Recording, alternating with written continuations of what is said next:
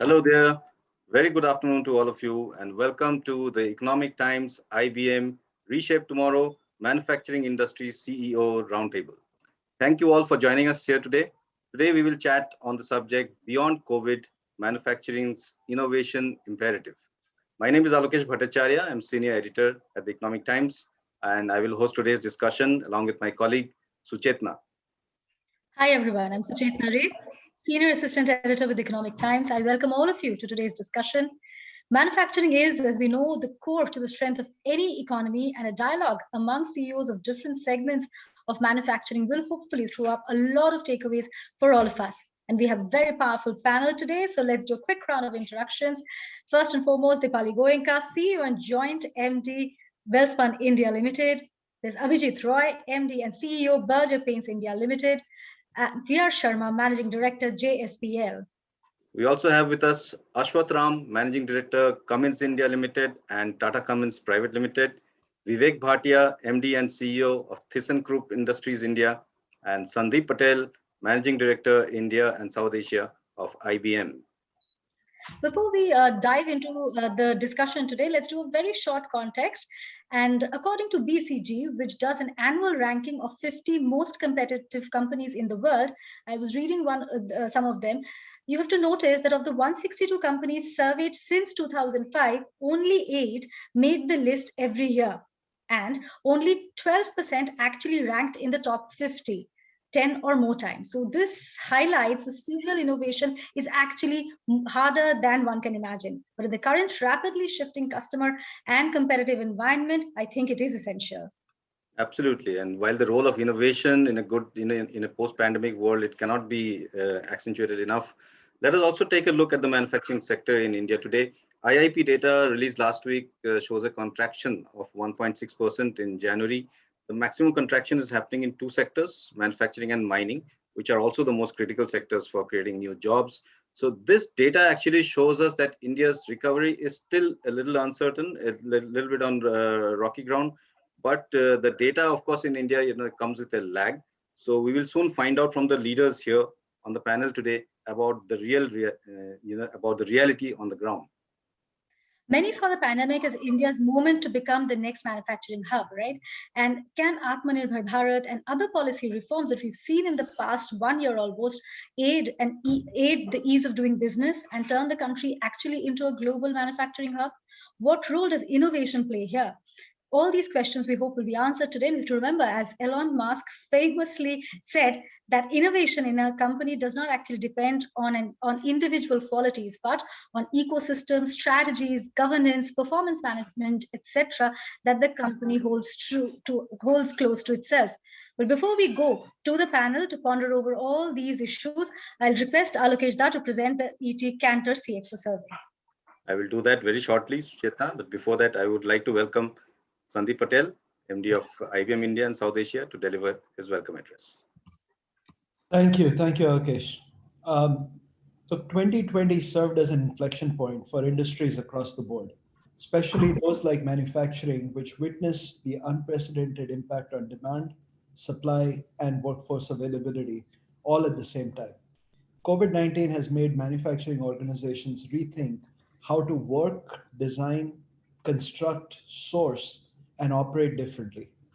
With technology emerging as a unifying factor for all of us in some way, shape, or form, there's a drastic shift in the priorities of the C-suite executives. The IBM Institute of Business Value CEO study for 2021 lays down 5 key themes that will define the organizational imperatives and form the basis of decision-making, as suggested by more than 3,000 CEO respondents. So these 5 key themes are: 1, open innovation; 2nd, leadership; 3rd, technology; 4th, cybersecurity; and 5th, employees, including skills and the development of new skills that will be needed for the future. So it's interesting that technology pretty much runs as a common thread as organizations strive to build robust operating environment that can execute fast, they can be innovative, and create more resilient operations across the enterprise. Smart plants are being created by weaving powerful technologies into operations like automation, artificial intelligence, Internet of Things, edge computing, cloud, 5G, additive manufacturing, and digital twins. These technologies are helping manufacturers gain insights from structured and unstructured data and drive intelligence and efficiency at the plant level. The smart factory integrates external contextual logistics with shop floor data, resulting in improved quality, operational efficiency, preventative maintenance, proactive decisions, and enhanced workforce productivity. So let me put this in context. And I think there's a lot of talk about technology as being the unifying force. So let me try and put it in context of domains and functions that are so critical for the industry at large. First, it's application of artificial intelligence and automation. Businesses are applying intelligent automation and also overall automation to build end-to-end visibility, real-time insights, and predictability into their value chain. So things like how will the value chain weather supply chain challenges and customer service disruptions and thrive in today's recovering market. Just as a quick example, Amul, one of the biggest FMCG companies in India, is a great example that brings the role of intelligent automation and AI in the manufacturing sector to life. We've been working with Amul as a strategic partner since 2008, managing their infrastructure and applications landscape. During COVID, there were severe disruptions in their supply chain, with a sudden surge for dairy and a drop in demand for frozen goods. We partnered with them to build their supply chain strategy around business transformation initiatives. IBM's cognitive capability has enabled continuous mobile-based applications and automation compliance for managing applications for Amul, thus helping the cooperative improve its supply chain further and strengthen a customer focus with achieved growth. Another example in this space is Kony, which services over 1 million elevators and escalators that move 1 billion people on a daily basis. They have deployed the IBM Watson IoT platform, Internet of Things platform, to leverage its cognitive capabilities to help predict the condition of the elevator or the escalator, thereby helping customers manage their equipment over its life cycle. This means less downtime, fewer faults, and detailed information for maintenance crews on the performance and usage of equipment. Another area that Alokesh also mentioned is the increased focus on enterprise sustainability. Apart from driving a greater operational efficiency, this is another area where technology is playing a key role. And the whole notion of enterprise sustainability is a strategic growth imperative today. Increasingly led by C-suite executives, comprehensive sustainability programs are being led to optimize resource consumption and environmental efficiencies to drive brand value, reduce risk, and exploit growth through product and service innovations. This is also helping them build new sources of revenue and profit, a need that cannot be met by traditional strategies that rely only on sales driven by mass production lines. Another domain which I think is very critical, and this is something which I think all of us, independent of industry, is facing, is enhanced customer centricity. In a world where you have digital consumers and digital corporate customers, this is becoming more and more important. There is a clear attempt to understand customers better, which is driven by advanced analytics to enable customization at scale. Today, manufacturers are moving towards a mix of connected services and products that optimizes customer performance. The result clearly will be increased revenue and profits for manufacturing companies. Another domain is thriving in connected ecosystems. And this is something also which, while it is very relevant, I believe, in the manufacturing sector, this is true for any industry as a whole. As the world becomes more connected, enterprises are also bringing down barriers to extend collaboration both inside and outside their organization to pivot to the new connected ecosystems with the client at the center. For example, in June 2020, Shell and IBM launched Oren, a co-developed global B2B digital mining services marketplace platform aimed at accelerating the digitization of the mining industry, speed up the transformation of mining workflows, and build in more operational resiliency in a rapidly changing world. In many more such business platforms, they are emerging as organizations seek additional growth opportunities outside traditional sources, capitalizing on particular functions or activities that constitute their true competitive advantage. This is where there are new revenue pools that are opening up, which organizations either independently or in collaboration with others are starting to go and take advantage of. The last point I will highlight is the piece on strengthening the security cover. Adoption of digital technologies in the manufacturing industries is rapidly increasing with investments around cloud computing, IoT, artificial intelligence, AR, deep learning, robotics, and 3D printing, accelerating Industry 4.0. As manufacturing companies look at leveraging technologies, they need to simultaneously strengthen the security cover. According to IBM X-Force Threat Intelligence Index, which is a leading cyber threat intelligence report, manufacturing was the second most attacked industry after finance and insurance. Manufacturing moved to the second place in 2020, up from eighth in 2019. So security clearly is a new focus for manufacturers. Another example, quick one, ABB and IBM announced a collaboration focused on connecting cybersecurity and operational technology, OT, in October 2020. As a result of this collaboration, ABB has developed a new OT security event monitoring service that combines ABB's process control system domain expertise with IBM's security event monitoring portfolio to help improve security for industrial operators. This is another example where organizations are coming together to create platforms that can be used for the industry as a whole. This is the first time that OT data and process industry domain expertise is being brought directly into a security information and event monitoring system, allowing threats to be managed as a part of an organization's broader cybersecurity operations and strategy. And that's not all. Digital adoption is drastically reshaping the manufacturing industry.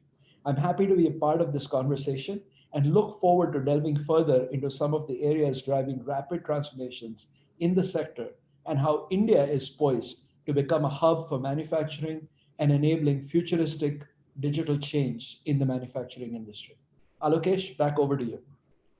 Thank you so much, Sandip. Actually, that's a very, very well-informed and very insightful opening, talk from you. Thank you for it. You've covered a wide gamut of subjects, and it really opens up the field for us when we do the discussion, and a lot of insights that we can pick up there from, right from your comments on ESG to finding new revenue streams through usage of digital technologies.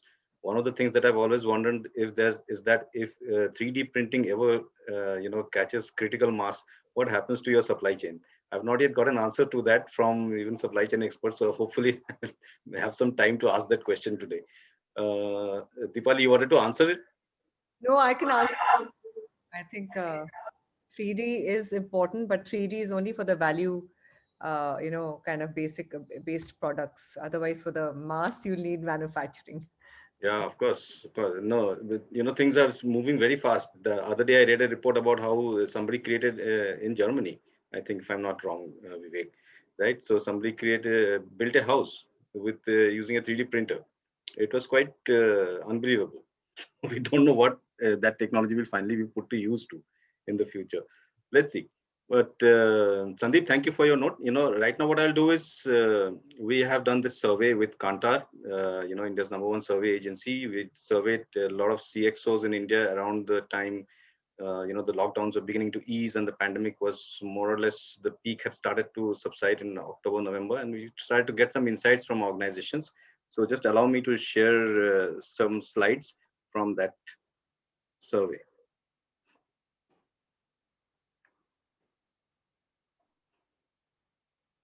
I hope you can see. Yes. Okay. So this is the ET Kantar CXO survey of 2020. 365 respondents across 270 companies. It was mainly on challenges posed by COVID-19 and the solutions that companies adopted. And these are the 7 core industries that we covered: manufacturing, BFSI, education, healthcare, retail, media entertainment, consumer products, and telecom. And this is essentially the spread of the survey respondents in terms of sectors and also in terms of leadership. So when we say 365 CXOs, 58% of them were MD, CEO, and board level members, and there were others in the senior executive level and high level executives also. But mostly this reflects the findings of the survey, basically reflect what people like you would have been thinking at that time. And these are the manufacturing had the maximum share of the total number of respondents. This was one question that we asked, whether the business model had the resilience within the organization and whether that resilience in the business model actually helped the companies manage the crisis. And a lot of people did agree. Almost, we found across the survey that there has been agreement on certain things to a large degree. So even this, the pie chart on the left gives the data for the overall survey, all 365 respondents, and the bar chart on the right shows you only manufacturing, the 98 respondents from manufacturing, and the numbers and the responses are pretty much in line. That everybody thought that the organization actually did manage the crisis quite well. They also felt that COVID had a very negative impact on their company and on the industry. The performance, remember that this is a perception survey, not a data survey. And therefore, this is what was there in the minds of leaders like yours, right? So they felt that before COVID hit in October, December 2019, the industries were all doing pretty well, even though we know that the GDP was falling. But even then, the industries were doing reasonably well. Whereas after COVID hit, the negative impact was very, very strong. What were the areas of concern for organizations? The area of maximum concern was health services and employee health, which is very interesting and also quite nice to know, because companies caring for their employees and looking after employee health status, giving it top priority during a health crisis like this is something that we really want to see.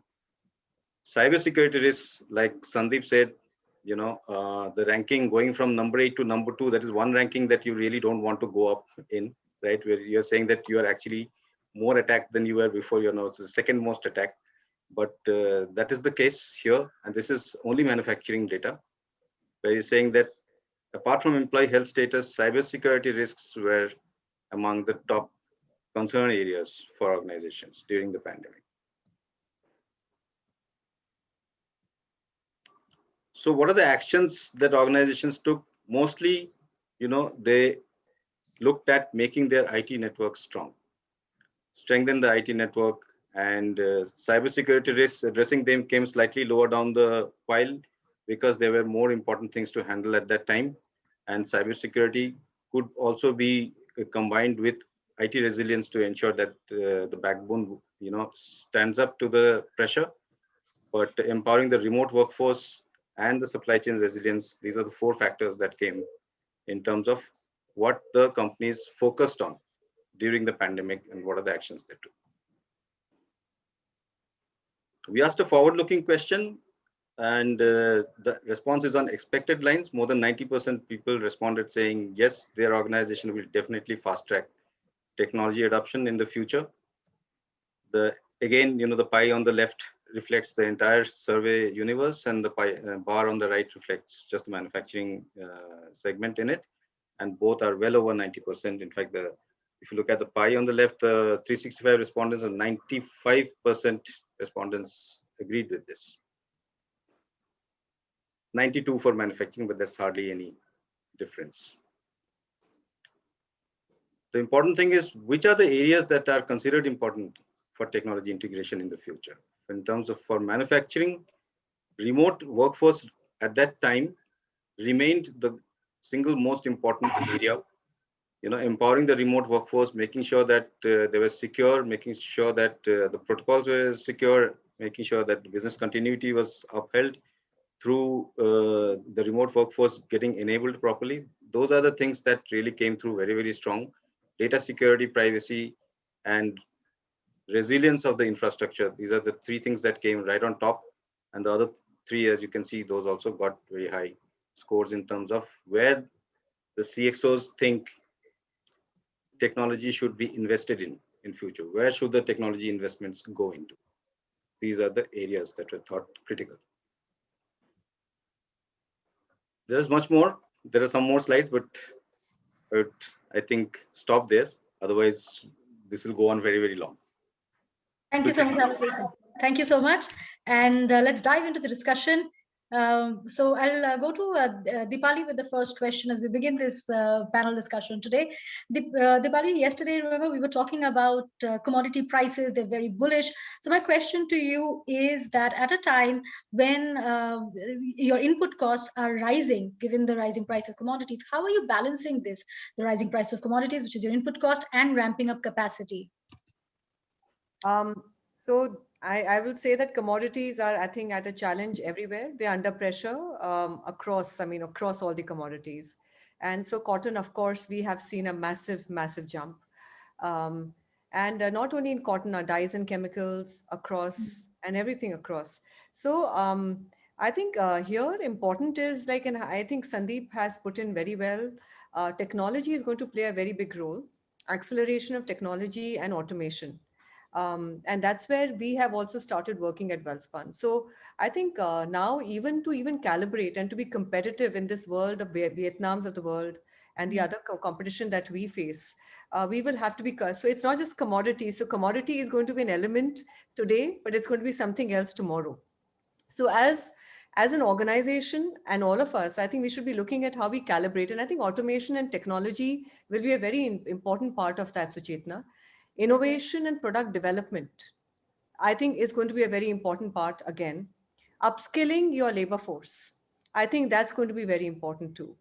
And looking at your global supply chains, speed to market, the turnaround times, the throughput that you're talking about, I think those are the things we have already started working on. And data analytics. I think the idea is, how do you foresee what is going to come in? I think is very important now. And I think COVID taught us that. COVID taught us that, with the whole, digitization accelerated by 35%.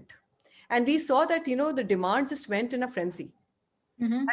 And it could be the other way as well. So how are you looking at it and forecasting yourself? So I think, Suchetana, the bigger thing is, of course, commodity. But I think it's about how you're going to product develop yourself. I mean, product development, technology, your whole workforce that you're going to be upskilling. And the new world order. The new world order is not just going to be manufacturing into the offline retailers. It's going to be e-commerce. It's going to be other brands that are going to come into play. So that's where it is. So Dipali, just to add to that, there's also the thing that while as a CEO, you will, of course, not only be looking at one aspect or the other. It's never an either or situation, right? You're looking at multiple aspects always as a whole. So even then, would something like an investment in technology and investment in new products take precedence over strengthening existing market linkages or exploring new markets? What is the balance that you're looking for over the next 6 to 9 months in terms of strategy? Alokesh, our investment in technology has already begun. It began with COVID. Okay. We started looking at, our complete integration, not only of our platforms at our factories, in the sense from spinning to everything. So getting everything on, on one platform, our forecasting ability, and smart factories. I think that is the way forward in automation and digitization. I think that's going to be throughput in a factory is very, very critical. How do you achieve it is very, very important. So I think all of us who will be here agree to that automation and digitization are the way forward for that. Yes, Dipali, we also know that you recently got an award for innovation. We'll come to that later. I'll take a question to Mr. V.R. Sharma, sir. While rising commodity prices is a pain point for Dipali, it's what's got you smiling all the way, right? I mean, it's been a good year. Bullish commodity prices have helped. So what kind of what kind of challenges are you looking at in the medium term? Yeah, thank you very much. And thanks, Dipali, for explaining everything. You see, the commodity prices have gone up worldwide for the last couple of months. And these prices will remain on upward trend at least for next 2 years' time. So either stable or maybe little positive from today onwards. The reason is because out of 7.5 billion people, more than 4 billion people were under houses for 3 months to 5 months time throughout the world. So when they came out, they started buying day in, day night, and the MSMEs, manufacturing sector, especially in a country like India, where the financial year is from April to March. So the initial April, May, June, people have lost heavily. So that Q1, people wanted to recover in the next 3 quarters. And that's why everybody has ramped up the production, and supply chain was disrupted fully. MSMEs were the worst hit, and they were unable to supply the components or the parts to the major OEMs. And that has led the overall shortage in the world. And now we are in a situation that we cannot stop this moment of inertia. The wheel has started moving. It is a very big wheel of economy. The moment it starts, it takes its own time to slow down. So I think another 2 years will remain same. The commodity prices, raw material prices, they will keep on increasing, barring the gold prices. I think gold will come down further. Maybe it will settle somewhere about 40,000 or 39,000 rupees in India for 10 grams. So, but here the situation is like, for example, we use iron ore. So iron ore prices worldwide, they have gone up. Coal prices have gone up. Similarly, the scrap prices, pig iron prices, the DRI prices, pellet prices, everything has gone up. Aluminium, copper, bauxite, everything has gone up. So I think all these prices will remain firm. And this has impacted the building construction industry also. If you see the building construction industry, again, the prices per square feet has gone up, the construction cost has gone up, right from the cement and mortar to the steel to the tiles or ceramic tiles or the sanitary wares, everything has gone up. And this will remain as it is, it won't change. So we have to live with this. Now coming back on the artificial intelligence or how to adapt the new technologies in a change scenario. You see, we in steel industry, we keep upgrading ourselves with the latest state-of-the-art technologies always. We just cannot sit idle and keep ourselves behind the world. So today's technology will become obsolete tomorrow, and tomorrow's technology will become obsolete after 1 decade or something like that. So what we have been doing, we were 10 years back, we were working on the level 1 automation, then we came to level 2 automation. Now we are working at level 3 and level 4 automation.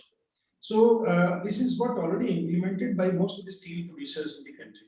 And when we are already working on level 3 and level 4 automation, this means we are already on not only artificial intelligence, the right word in my view should be the real-time intelligence. Because somebody is sitting in a closed room and working out or simulating that what is intelligence. And then, we always say that it is artificial intelligence, not AI.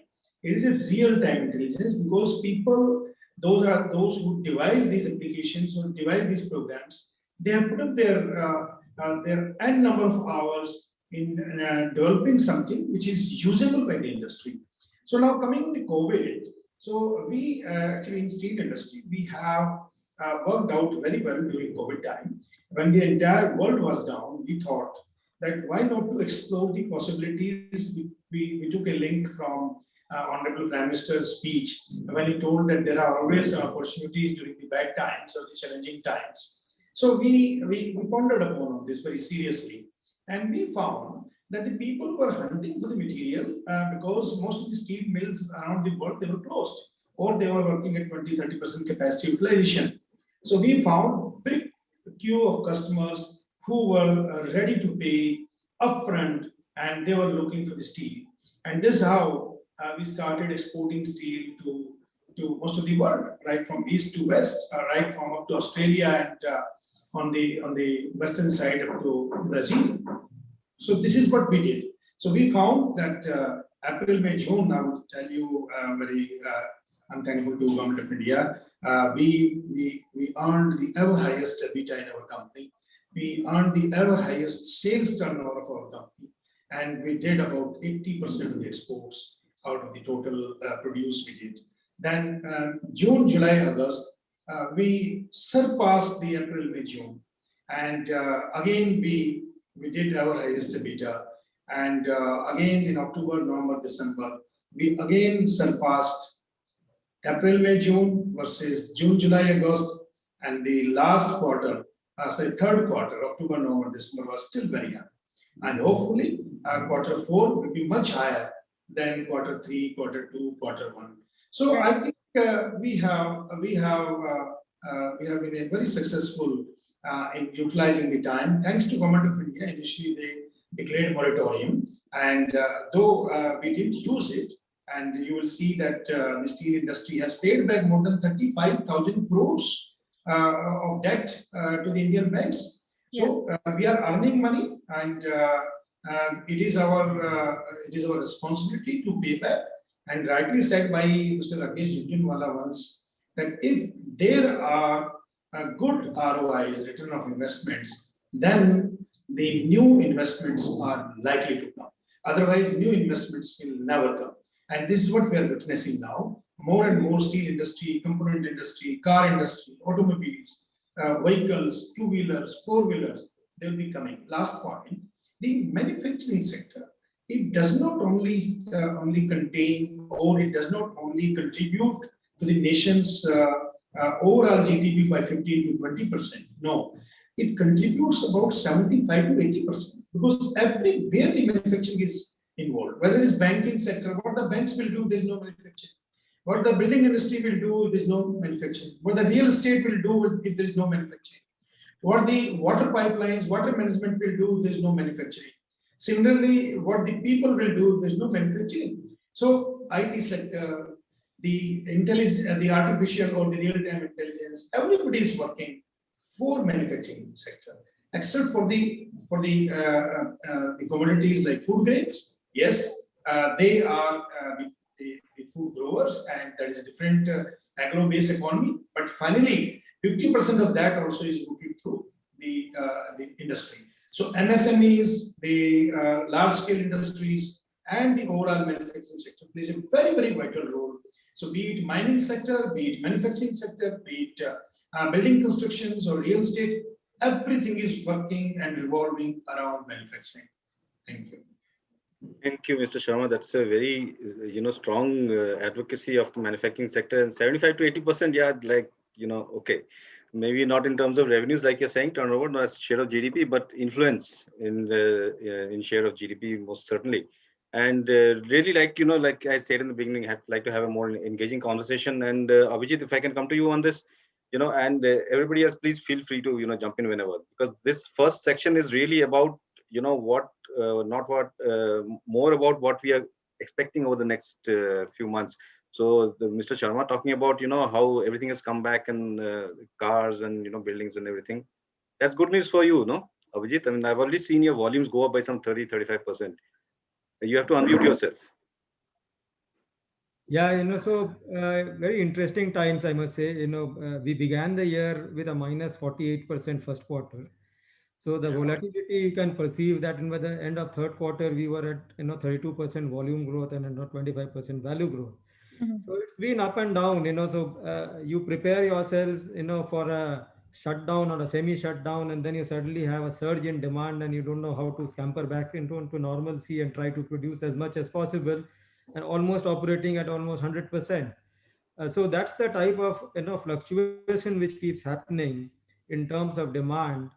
The volatility is something, as they keep saying, VUCA world, but the volatility part is really hitting us very hard.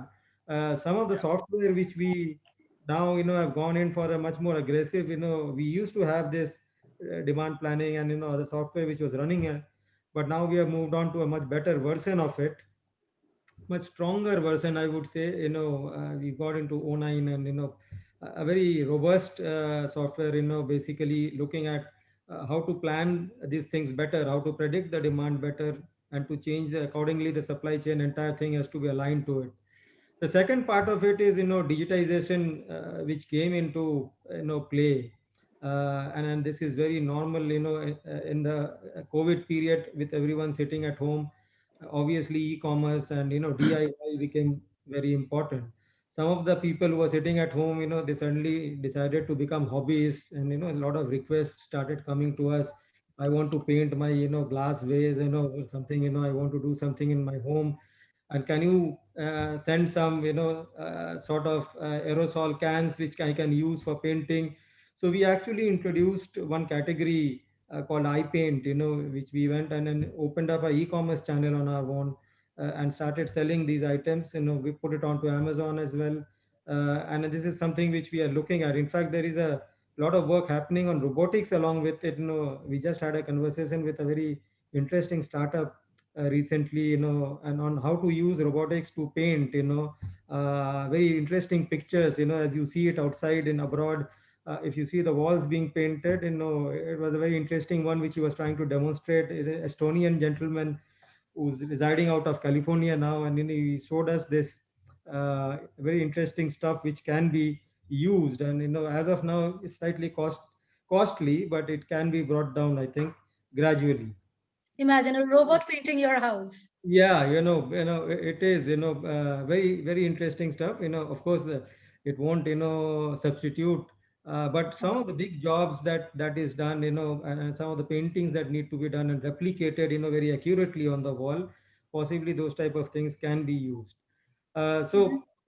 Interesting in terms of the evolving space which is there. We introduced, a service which is called Express Painting Service. We use automated tools for painting.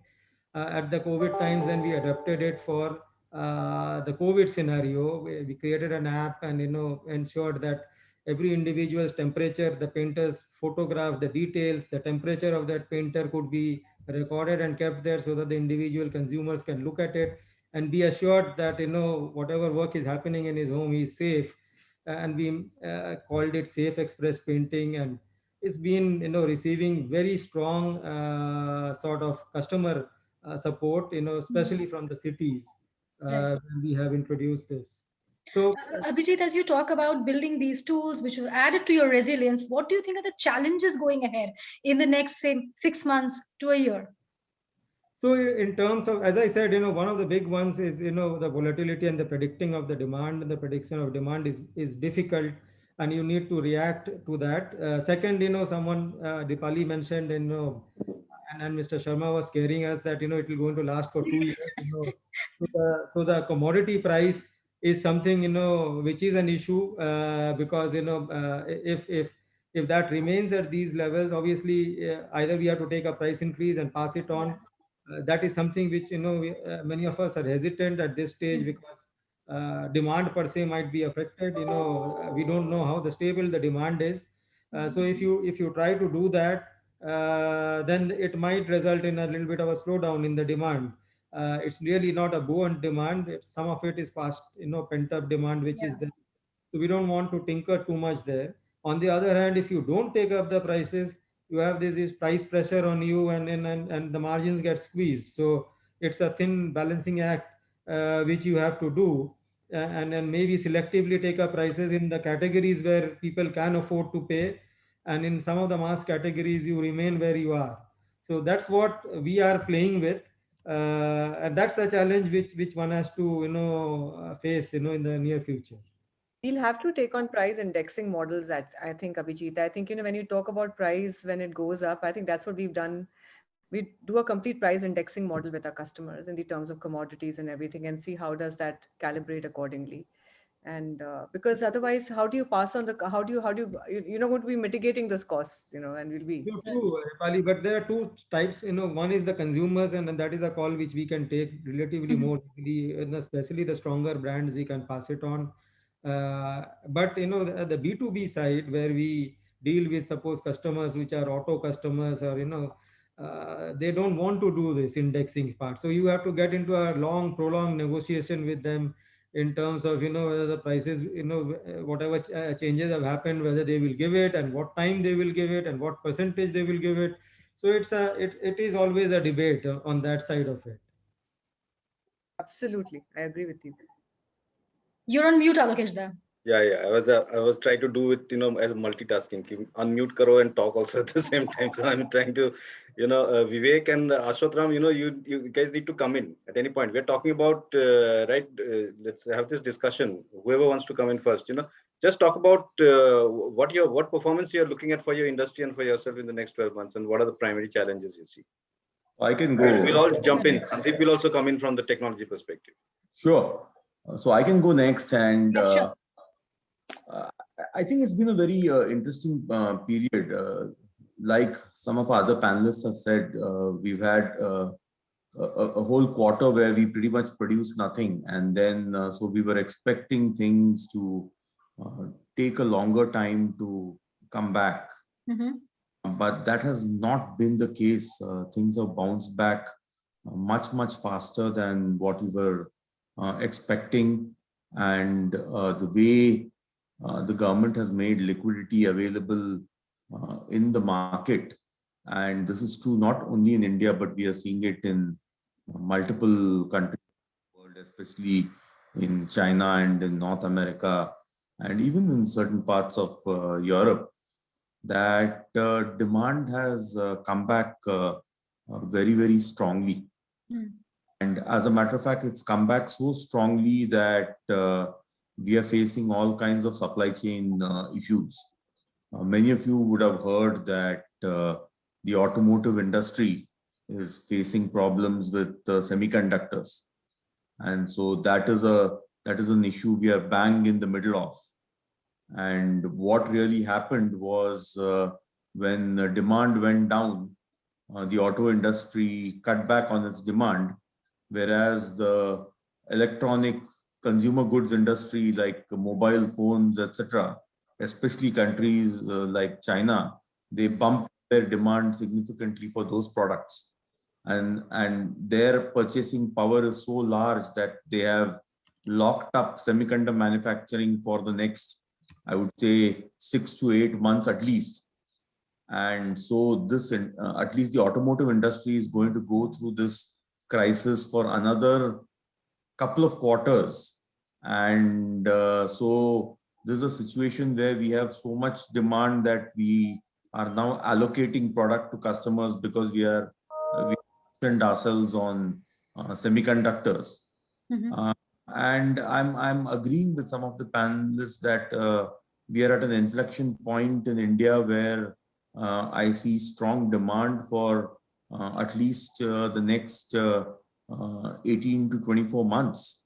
And I don't see too many barriers other than what we create ourselves to be able to succeed and do well.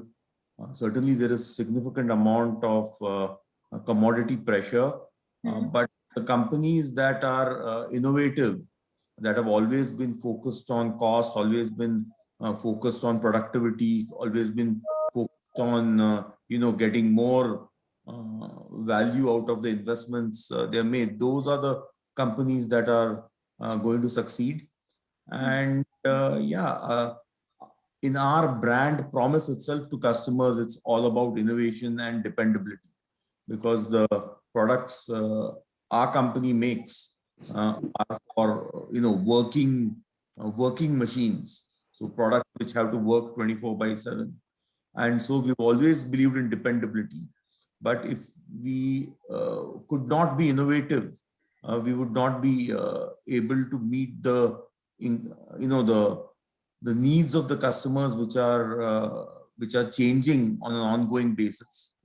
And I feel that we are at a right point in the Indian economy where we can really capitalize on these opportunities.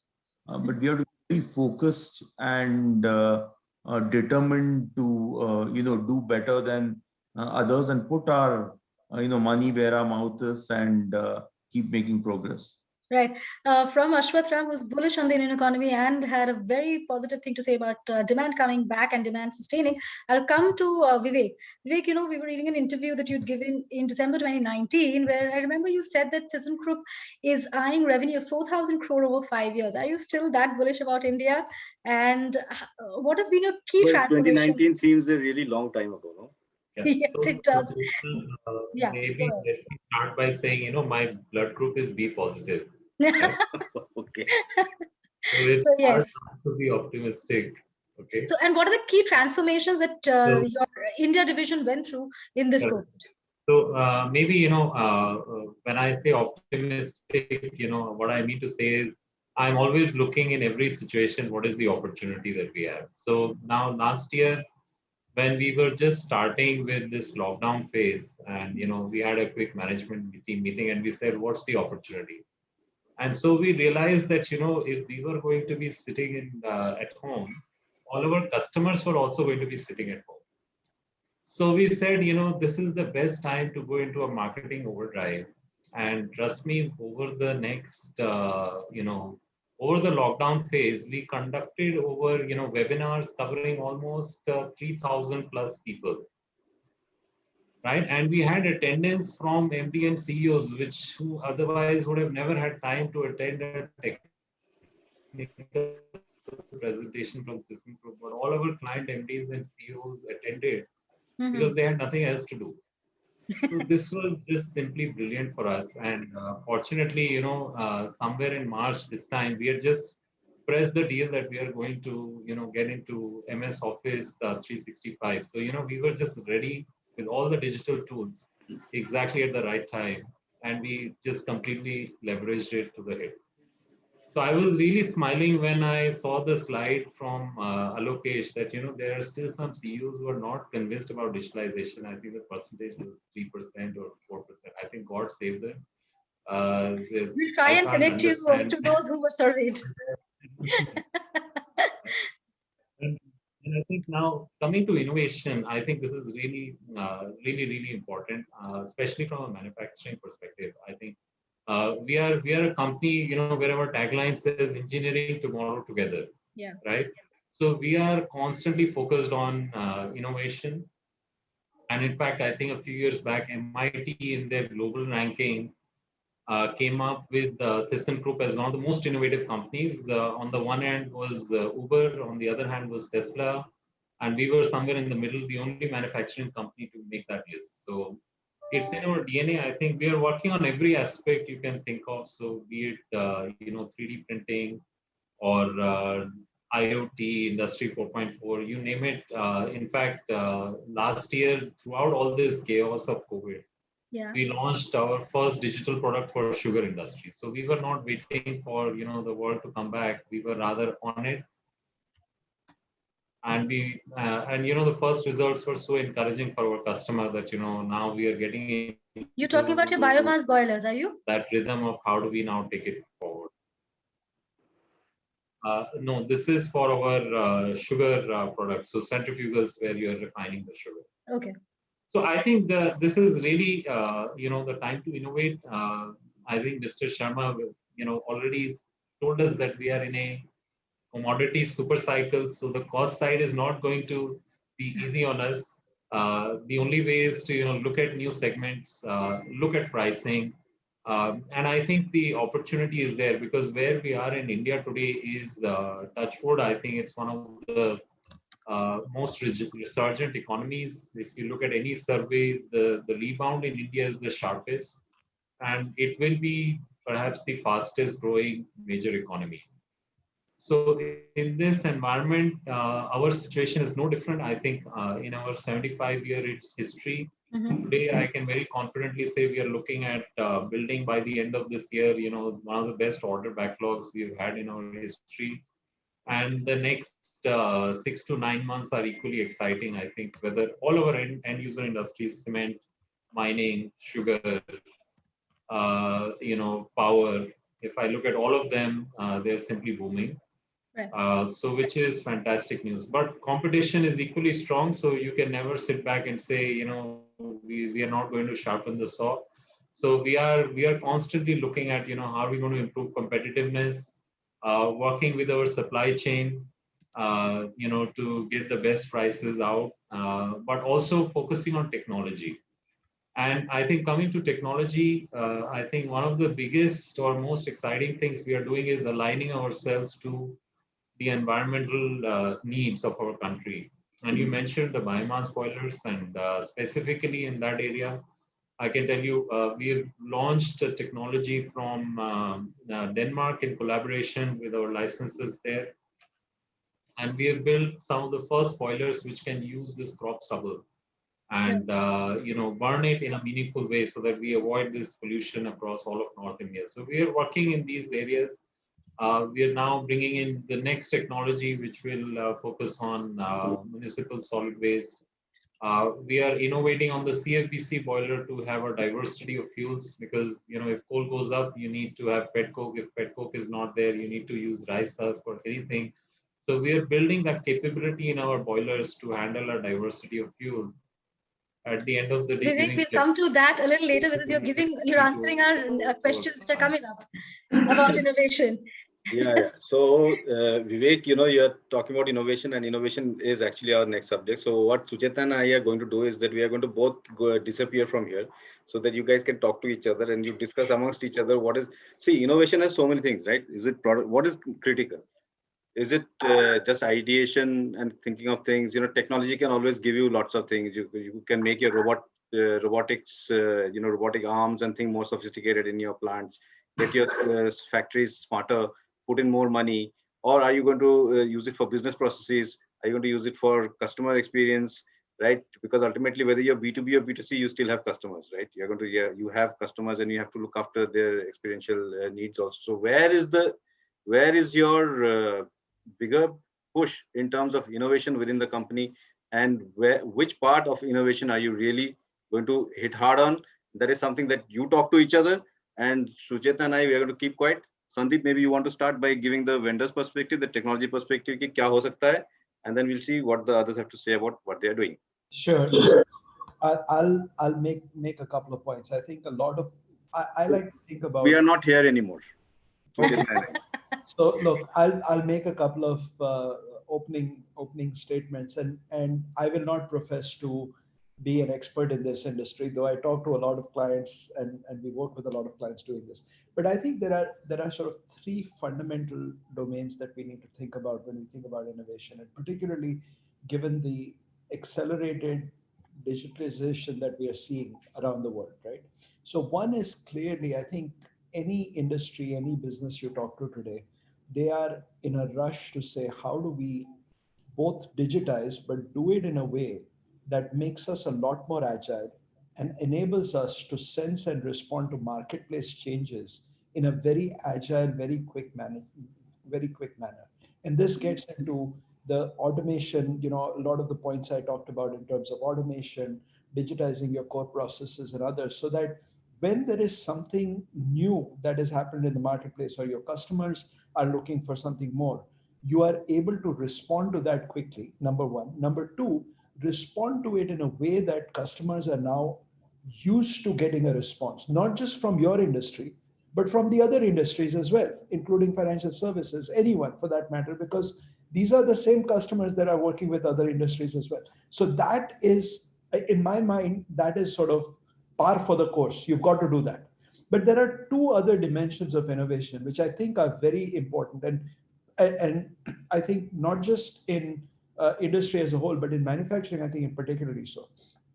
One is the point I made about where do you look for white spaces where you can actually create new revenue pools or go and capture new revenue pools, right? And the point that I think Abhijit made about iPaint, for example, you found an area that there was a need in the marketplace. You went, innovated, created something.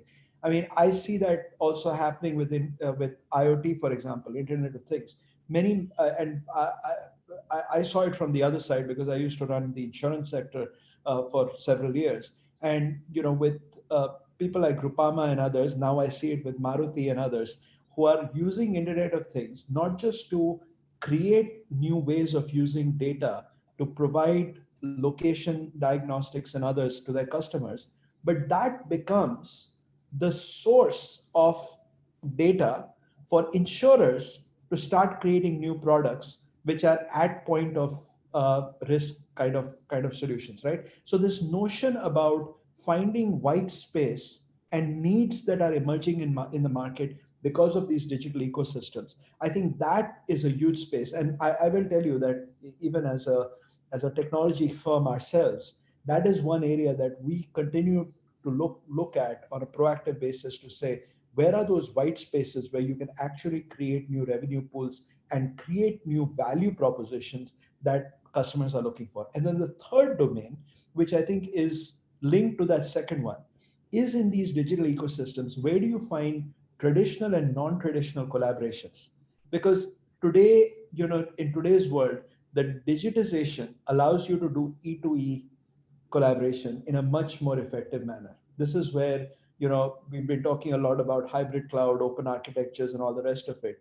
That is where that kind of technology is very relevant, because it enables you to start E2E collaboration, creating non-traditional partnerships where you actually create platforms that can benefit the industry as a whole. One that we've just done, and it's sort of related in your industry, is the whole notion of a digital marketplace for infrastructure equipment, right? So it's for financing of infrastructure equipment, where it's the first digital platform to digitize the co-lending programs of banks, NBFCs, and others, which we have jointly developed with one of the players in the market to offer this technology with high level of security, performance, and transparency. And the ultimate objective is to even use things like blockchain to make sure that these transactions and others stay very secure. So these are the sort of three broad domains of innovation, I think, that are very relevant. And it would be great for us to sort of have some examples of whether you agree with this,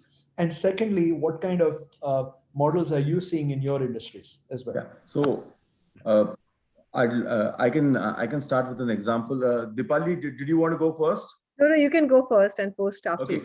So we've had an excellent opportunity during the COVID time to really do some of these things. So as many of you know, in last year, bang in the middle of the COVID crisis, we transitioned from BS4 to BS6. So this overlaps into multiple spaces. One is from an environmental space.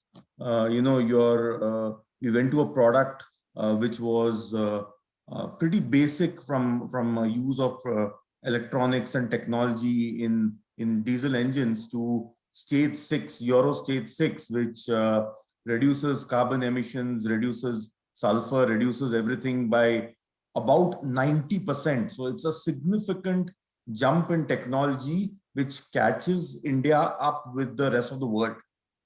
Now, as we were doing that, we also took the opportunity to introduce a lot of telematics into each one of our engines. Now, every engine now is almost a computer, which means the engine is no longer run completely by mechanical parts. It's run by software. And so in a short time, we have transitioned from almost mechanical products to a completely connected ecosystem. We now have the ability to, in real-time basis, gather information about how a vehicle or an engine is working across the entire country. And with that, we have set up a data analytics center at the back end, by which we are able to proactively predict when parts of an engine are going to fail, or if something abnormal is about to happen, and then we can protect and improve the uptime for drivers. Now, all of this, what does it really mean to a customer? What it means to a customer is it significantly increases their uptime of running a vehicle. It helps us to build algorithms, which then we can transmit over the air to a driver. So he doesn't have to pull out his vehicle and go to a service station and have upgrades, etc. made. We can upgrade it on the fly, and with the new software, it can adapt to the situation the driver is facing in the market. Now, this is not tomorrow's technology. We have already introduced this technology and we are using it to, pretty much upgrade the quality of life for the transportation industry. And I feel that Okay. this is the kind of Dipali's turn. innovation which not only is friendly to the environment, is great for our country, but is also helping the end user become more productive and is using all the technologies that we are speaking about. Absolutely. No, I think I know. I just want to say, because I think everybody here is from a very, for me, my end consumer is a, I mean, it is a woman, or and I think for us the innovation starts from the end consumer. The need is generated from there, and that's where. So in America we have a brain trust. In UK we have a brain trust. We have around 3,000, 4,000 home enthusiasts who actually give us kind of a feedback. What are the products they are looking at? Then you have the web scraping, that you understand, okay, if there's an organic product or there's sustainable product, what is everybody looking at? I think, and that's where the demand comes in from, and that actually makes you get on the drawing board to create products. And I think with what we saw during COVID, I think the whole antimicrobial, the whole antiviral, the health and hygiene became a very important thing.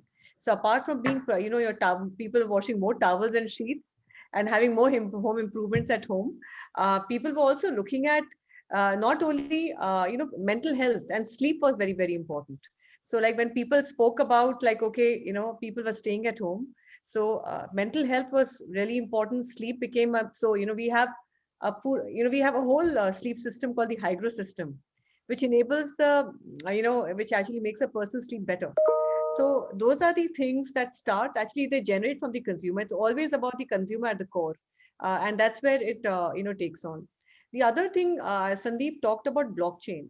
And when you talk about the process improvement, and the whole world is moving towards the whole transparent system. For us, we can trace back to the last bale of cotton, from where our cotton comes in from. The whole process till the end supply. You put a QR code on a product, and you can trace it back to the last bale of cotton from where it comes in. And blockchain, well-tracked program, right? It's a well-tracked program, and it actually is something which is going. It's a beginning of a blockchain, and that's, and how textiles is a very complex kind of a process. Even the fabric is now has a lot of technology, right? Everything. So now you talk about smart textiles. Imagine now, when everybody's talking about IoT here. Imagine you have a rug. It's connected to your smartphone, and you stand on the rug in the morning, and you can see your weight. Wow. All right. So I mean, I'm sure not a very a lot of happy people would thought. love to have. People were gaining weight, but yes. Only Suchetana would not like it. We'll go to Abhijit. The Indian paints market is largely oligopolistic, but now we are seeing that new cash-rich companies are entering the fray. So how do you think innovation can help you stay ahead? So, this question has been asked a number of times now, in various forums, with JSW and Birla. So yes, that's one of the critical, I think the crucial thing which we'll have to keep in mind, that we have been innovating in the past as well, vigorously, in fact, and at our side, I agree with Dipali, we are more into the consumer side of it. And then we are looking at consumers and what they want and how to innovate to give them a better product or a service. I'll give you just three small examples of what we did, one in the COVID period and two outside. In the COVID, as everyone knows that, virus became a major cause of concern, and health and hygiene was one of the important areas there. So we had a product called Silk Breathe Easy, which was antibacterial by nature. R&D worked on it. We created anti-COVID. We got it certified by the government. You can't these days advertise also. Advertisement Council has become very strict in terms of advertisement, and they need to see whether it is a valid lab and a grade 3 lab, that too, for you to allow to be advertising that. So we got it certified from a grade 3 lab, a government of India run, and we then introduced it as a new product which is antibacterial, antivirus, and also anti-pollution. So it combines all these three benefits into one under the name Silk Breathe Easy, so that you can breathe easy at home. We are using actually Kareena Kapoor to advertise this, and some of you might have seen this ad running on television. So the second product which we introduced, and this is again an insight which we had in terms of waterproofing. When you look at waterproofing at home, and it's typically there in Bombay, for example, it's a big problem. Many of the houses have these waterproofing issues. And if you want a solution, typically, you will get an expert coming into your house, and the fellow will look at the wall and give you some random solution. You are not very sure whether it's going to work. Neither is he, but you accept that, okay, okay, this is it. It will probably work. And then you realize that it is not working. So what we did is we created one instrument which is called a moisture meter, which actually measures the moisture content of the wall on a concrete surface. It records that, and then based on whatever is the content, there are different types of solutions given. So it's not one size fit all, or random solution. It is a scientific solution to the problem that is being seen. And this we are advertising through Akshay Kumar, and the line which we say there is that gyan nahi, vigyan apnao. So it is not gyan that you need, you actually need science. So that's another innovation on the consumer side, which is completely a departure from what has been there in India so far. And then we keep doing this to remain a step ahead, I think, of competition, because unless we keep, in fact, we work with IBM as well. Sandip probably doesn't know, but there's a VR thing which we worked on, which we are just rolling out in India. So in color selection, when you do interior of the house, you don't you when you see a two-dimensional photograph, you see only two walls. You can't do the four walls, right? So this VR tool was developed, and you can sit in the room and you feel all the four walls. You can change the colors, you can change the textures, and see for yourself. And in fact, we are trying to embed it with AI to give the best possible color combination which matches with the curtain color or the sofa color, so that you get a very big and a good feel of how it will look like actually. So these are all innovations which we keep doing, and so therefore we will keep doing that. We are very confident that we'll keep growing. We Yes, have sure. reached this far. In fact, all the international players are there in India. In paint, for example, the second largest is Akzo Nobel. They are there for 80 years, and we are twice their size in India. So for that matter, we are quite hopeful that we will continue to gain ground. Absolutely. And let's come to Mr. Sharma and Vivek on the innovation question. Mr. Sharma, your Raigad plant also is quite famous for coming up with a lot of innovative things. So what is next in your plans? Yeah, actually, we have two large plants now. One is Raigad, the other is Hindupur. So Raigad, our specialty is that we produce rails for the Indian Railway and also for the metro system. So in metro rails, all of the metros in the country, they were importing rails, but now they don't need to, because we are now making more of those rails. That is called head hardened rails 1080 grade. And the other two rails which is used by Indian Railway now, that is for the heavy haul rails, that is for heavy loads. Now the Indian Railway having wagons and track which can carry 62 tons of the weight. Now we have developed the rails that is called grade 1175 and R260, which can absorb the load of 75 ton per wagon. So that means there will be an increase of about 15 to 20% of the overall weight movement, and the same track and same railway system. This will definitely increase the efficiency of the Indian Railway. And the other major products, what we are into it, we are into a very good product for the defense, and that is called the shipbuilding plates, warship plates, submarine plates. So these we are doing, boiler plates we are doing. So these are the specialty products what we are doing, and we are exporting also.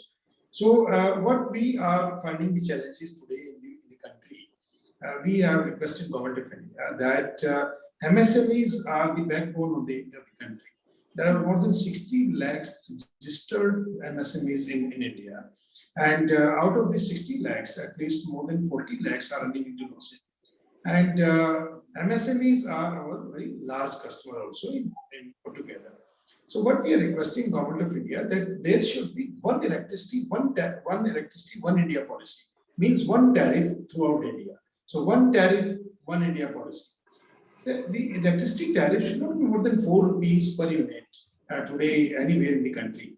We also produce power.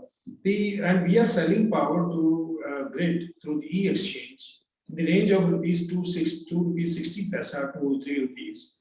And by the time it reaches to the end customer, the power tariff goes to 10 rupees, 12 rupees, 14 rupees per unit.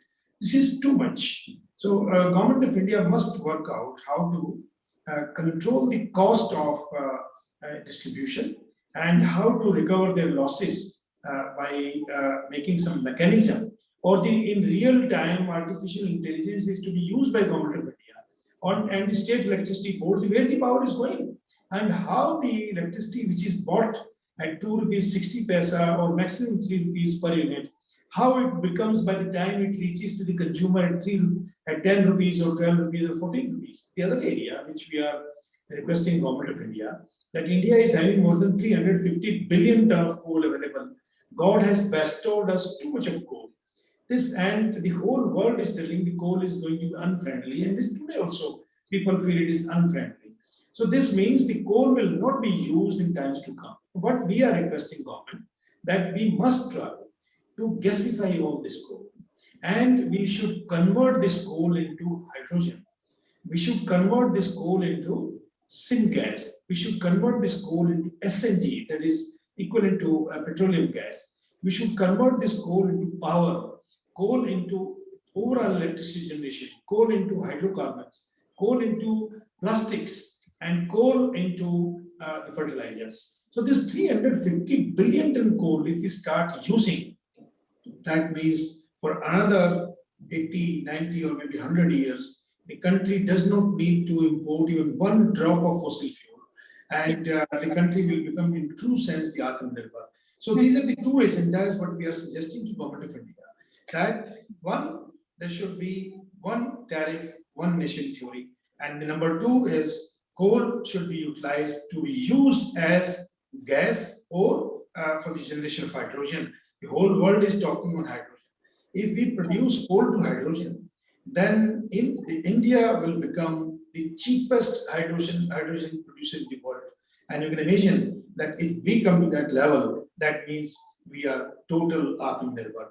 The other point what we are requesting to Government of India, that there is a very small group of people in the country, maybe some 2 lakh, 3 lakh, 4 lakh people, those who are at true sense HNI and they pay the taxes of 40% or 39% on their income.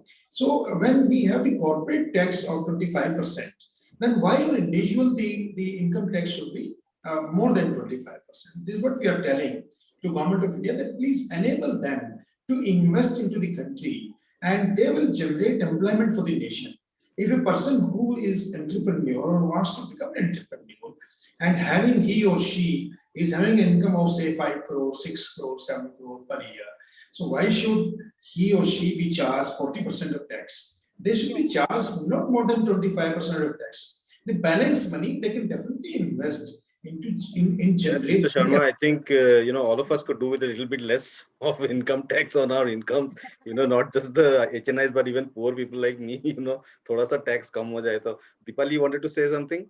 I was just a little comment that hydrogen is ahead because hydrogen is very expensive at the moment. It's very unviable. I mean, looking at that as an alternative, I think the green coal, I mean, is going to be way forward. And I think that's where, I just wanted to just add on. Sure, Dipali. I'll come to Ashwath with that question. Geopolitical issues would mean that the lithium-ion batteries that we got from China, we can't get them. Will that actually fast-track innovation in the field of hydrogen in India? Do you think that space will now grow faster? So when people think of electrification, they only think one thing, which is battery electric vehicle. And I wanted to clarify that, electrification is about many other things, and including use of alternate fuels, use of hydrogen, use of solar. And what happens typically in any grid system the moment you use more than 10 to 15% clean energy, the grid efficiency drops very significantly. That's because you are unable, the clean energy sources are quite unpredictable. So whether it be solar or whether it be wind or any of these resources, their predictability is not as, as nice as burning coal or burning, oil and those kinds of things. So this transition is going to take anywhere between 15 to 30 years. And Cummins has positioned itself to be a fuel agnostic company. And so we have been investing very heavy in hydrogen production equipment. So Cummins owns the largest hydrogen equipment company called Hydrogenics. And we've set up multiple megawatt plants around the world.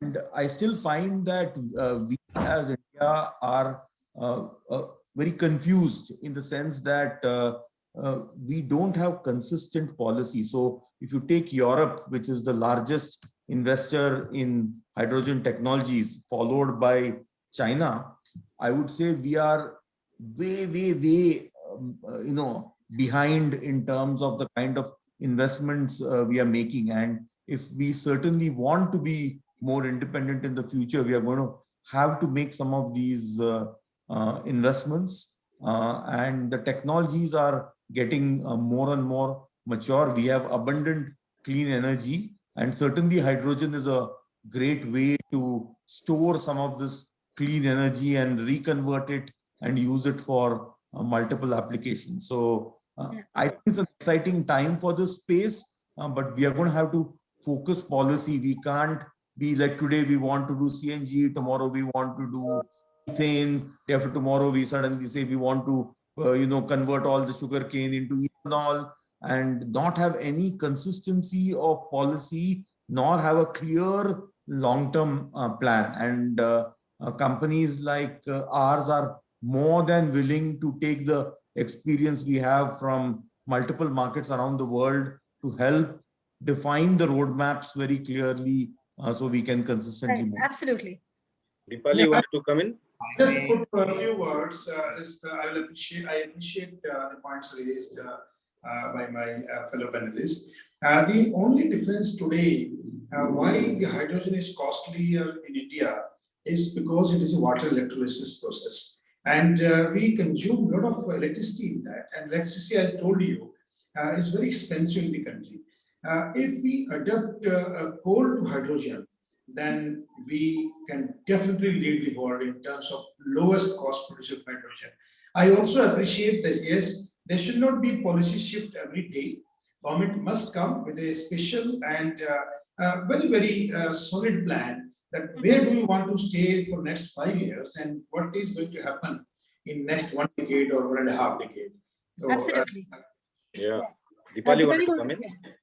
No, I just think while everybody is talking about, and I think the important topic that's on the table is about ESG. Yes, we were just coming to that. Thank you. Why don't you start off? Yes, what are your ESG priorities? So I think Vivek, after you. For us, I think after oil, textile is the biggest polluter, so as Welspun, I mean, I'll tell you, we actually recycle around 30 million liters of water every day, and not a drop of fresh water we use in our operations, so that the farmers get water for irrigation and the families get potable water. And I mean, we're working with the farmers, the Better Cotton initiatives and the organic farming initiatives. But I think the important thing is quantifying it. So I think the couple of things I'll just tell you. Circularity is going to become a norm. So for at Welspun, our journey will start from a scrapyard. Anything in the scrapyard will come back into the final product, whether it's the rags and the cotton, whether it's the plastic as a plastic chip into the plastic bag, everything, the metal, how it is reused. But going forward, I think the important thing for Indian organizations like us and international global organizations and the forum that is present here will be the environmental social governance. So how are we impacting the environment? How can we impact, the whole, the social fabric of the, the country? So for us, I'll just give you a small example of a brand called Spun that we have. we upcycle around 2 tons of rags that are generated at a factory, and we use that rags. The women in a, in the communities, they make rugs and cushions out of it, and so that they operate their bank accounts. So I always believe that if a woman is empowered, the child definitely goes to school. So, that actually definitely does impact.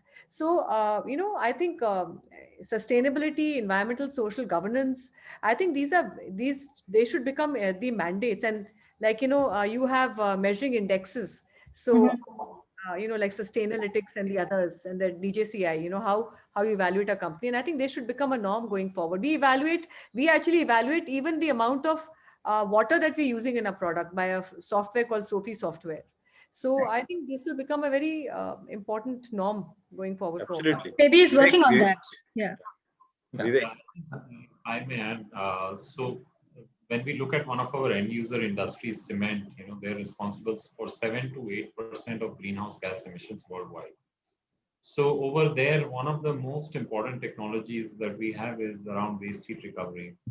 And with the technology that we have, and we are market leaders in India with that, you can generate power at less than 1 rupees a unit. And this is incredible because just by recovering the energy, you are able to, save so much in cost. And today the capability is advanced to such an extent that for the pyro section, which is the core, operating part of the cement plant, you can completely run it with the waste heat recovery unit. So imagine that, corresponding reduction in emissions is so significant. Second, I think going back just very, very briefly to the hydrogen discussion, I think there also we've advanced significantly. We are one of the largest technology providers for hydrogen production. And today we are taking that into steel plant operations. So in fact, we are commissioning a pilot unit in Duisburg where the cement operation will run on hydrogen, which is made from renewable energy. So it's now called green steel, so to speak, right? And then maybe this one very last comment to the question that Sandip raised, and I think that was a brilliant frame that he came up with on innovation and digitalization. I have only one comment to make that, you can have disruption and a big change in technology, which I would rather see as R&D. But the motto that we rather have is, beat yesterday. And we ask that question to everyone in the company and we say, okay, if you're in finance, how are you doing your work faster than you did it yesterday? If you're in marketing, how are you doing it better than you were doing it yesterday? And the outcomes can be surprisingly good. So just on our, cash cycle, for example, with technology, with digitalization, with IT solutions, we have had a 50% compression in our, time to invoice, which is incredible. And we believe we can do another 50% by getting a few people together. So I think very interesting, to see some of these points. Right. I'll come to Abhijit on this. As Vivek was saying, the ESG now, it's abundantly clear, makes a business point, and you tick all the boxes of ESG, whether it's environment, social responsibility, or governance. Do you think that impacts your valuation, having a strong ESG framework? In fact, it is becoming increasingly important. As Dipali mentioned, actually there are a lot of shareholders who these days look at this score as well. And then there are quite a prevalent pattern now in investing in good ESG companies. So that's I was going to say that already.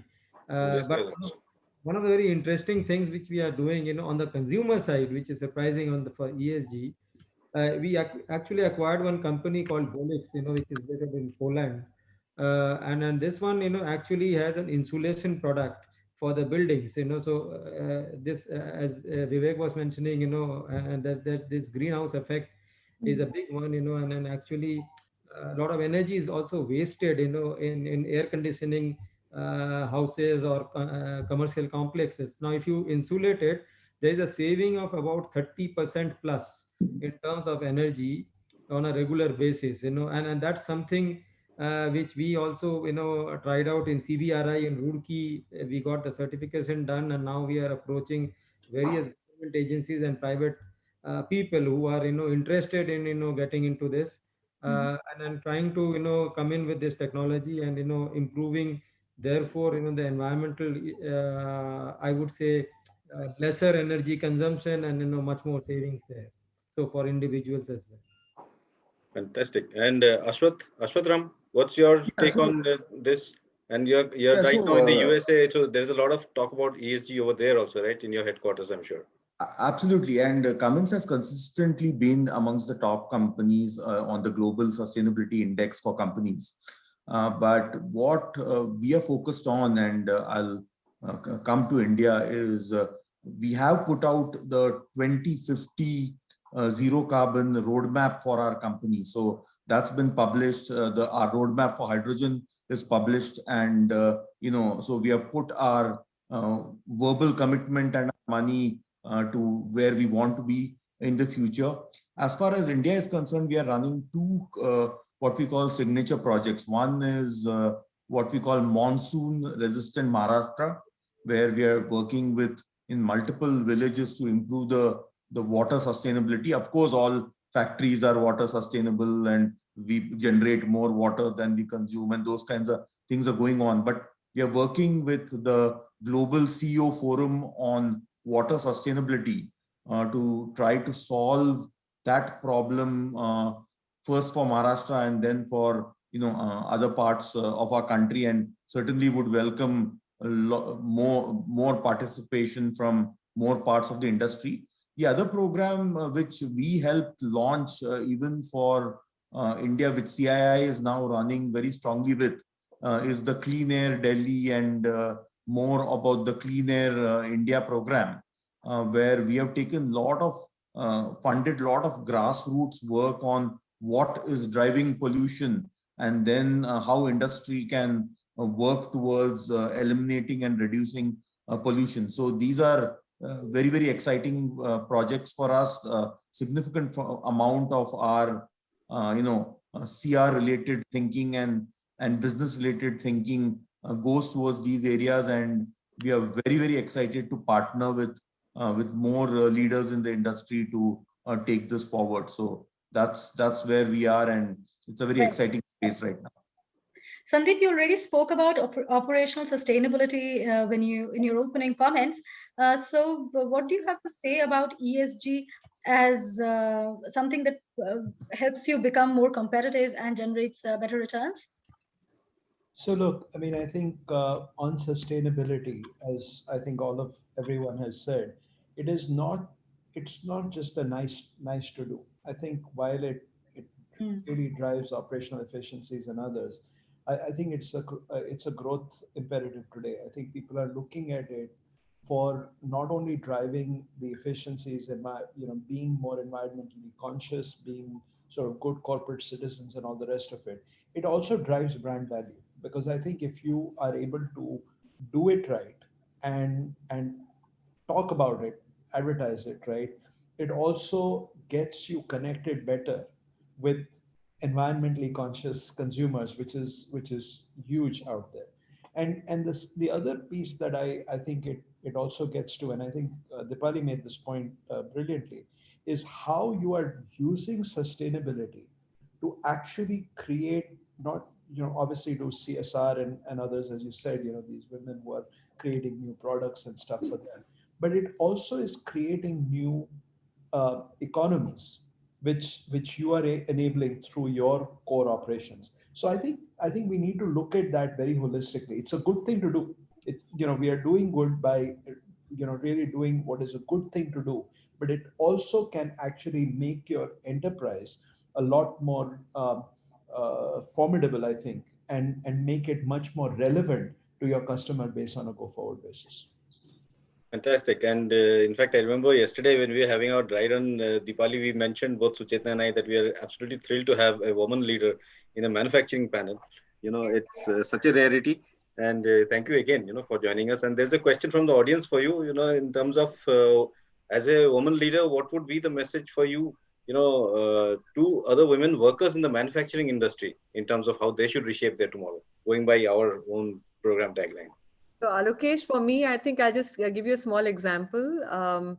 we at Welspun had around 7% women. And now today, proud to say we have 25% women. And I'm talking, when we talk with the blue collar associates, we actually did a multitasking program, for the women.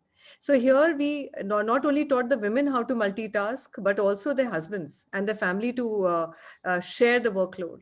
I think, we might talk about diversity, but I think it's not just about diversity in isolation. It is the whole family that comes together, whole community that comes together. And when we talk about women at the mid-level and the others, I think they also need the respect from their peers. So I think also training them and also sensitizing them about what that respect is. And I think that's important, Alokesh. And that's where the world will become a better place. Yeah, and I would like to support that by saying that at Cummins also we're trying to get to this point of equality and not just talk about it. We have now publicly made a commitment that within the next 5 years in India we will try to achieve that parity. 15 years ago, again, like Dipali mentioned, we were at 5 to 7%. Now we are at somewhere between 34 to 36%. We are starting off at the leadership level. My team has already reached parity. We are at 50% women, and we have set a ambitious goal, which we think is within our reach to within the next 5 years get to absolute parity with women across all levels within our company. And we feel it's really important. It's helped us as a company in communities. The entire community is transformed when women work. So we really feel strongly about it, and we are excited about the opportunities that are available for everyone going forward. Thanks, Ashwath, for that. We've completely run out of time. And Ashwath, by the way, our department in Economic Times, we actually have a 50% gender parity. I can't say that about maybe the whole organization, but Alokesh here, who's my boss, is leading by example, really. So I'll one time in a team of 5, we had 4 women, and I was the only guy. Thoda balance ho gaya. Yes, so we've helped him increase the male count there. It was a great discussion that we had today. I'll take a few minutes to wrap up. This is a session where, we've had great one-liners. If we were to make a post-event coverage immediately, great headlines that Alokesh will have at his disposal. Survival of the most innovative. Of course, it goes so well with the theme that we had today, the theme of the discussion. And as Dipali mentioned, diversity is so important to reshape tomorrow. It's not just a prerogative that looks good, but it is important to reshape tomorrow. We've touched upon many other topics of how, and Vivek said that, their tagline is beat yesterday. That I think has to be the tagline perhaps for the manufacturing sector as we look at operational sustainability, we look at innovation at each stage.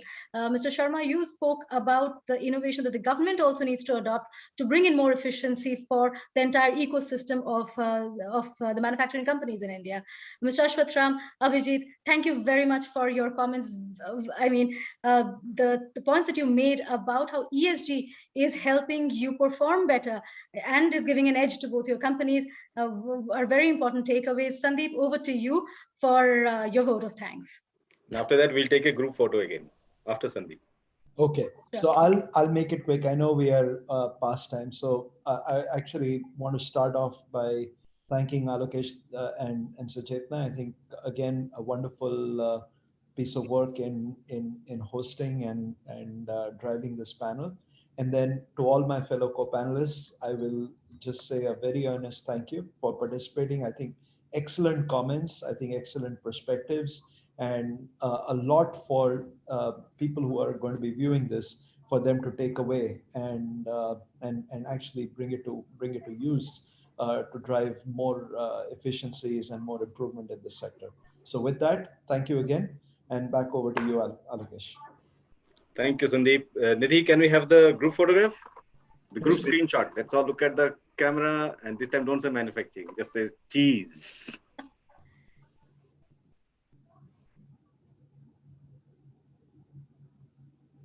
Thank you. Thank you very much. Thank you so very much. Thank you, Dipali, Thank you. Mr. Sharma. Thank you, Sandip. Thank you, Vivek, Thank Suchetana, you. Abhijit, Ashwath. Special thanks to IBM. By the way, this was the last in a series of 7 roundtables with CEOs that we had of different industries. It has been a spectacular series that started when the lockdown was in motion and is ending now when there's so much hope around us. Thank you all very much for bringing this series to a absolutely spectacular conclusion. Thank you. Thank you. We'll be in touch. Thank you, Alokesh. Shout out to you. Yeah. Bye.